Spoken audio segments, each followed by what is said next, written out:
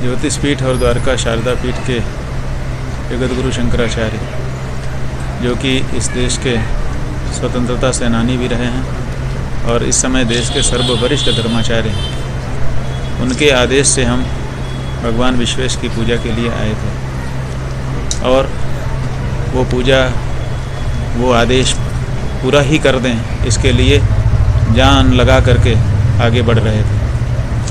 हम नहीं चाहते थे कि जगत गुरु जी का आदेश बाकी रह जाए, लेकिन उन्हीं जगत गुरु जी का आदेश आ गया कि अब तुम इसको तपस्या को विराम दो और भिक्षा करो, और भिक्षा करके देशव्यापी अभियान चलाओ।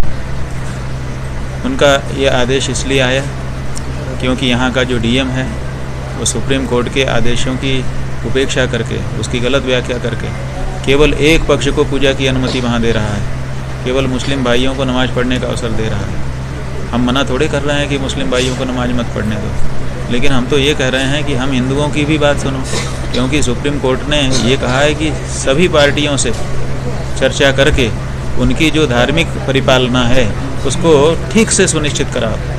जब ये सुप्रीम कोर्ट तुमको कह रहा है, डायरेक्शन दे रहा है, तो फिर तुम केवल मुसलमानों की नमाज क्यों पढ़ा रहे हो, क्यों हिंदुओं की पूजा क्यों रोक रहे हो? तो जगत गुरु जी ने जब इस बात को जाना, तब उनको लगा कि ये डीएम पक्षपात कर रहा है, ये हमारी बात न्यायोचित बात को नहीं सुनेगा, इसीलिए उन्होंने हमको ये आदेश दिया। उनका आदेश मान करके ही हम इस कार्य में लगे थे। उनका आदेश मान करके अब जो इस तरह का वो आदेश दे रहे हैं उसको हम करेंगे।